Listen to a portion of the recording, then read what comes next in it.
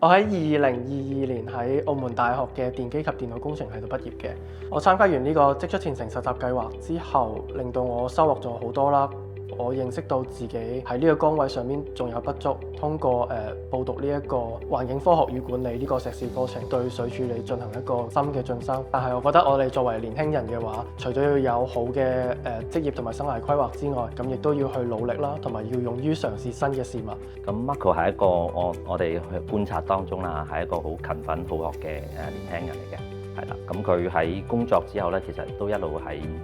參與一啲唔同嘅培訓增值啦，去進修學習咁樣啦。對於我哋年輕人咧，我就建議咧就係規劃自己嗰個職業生涯嘅一個發展。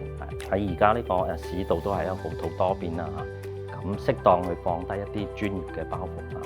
喺政府或者係業界嘅機構咧，都好多呢啲唔同嘅一啲講座啊或者培訓，多啲積極去參與嚟到去增值自己嚇。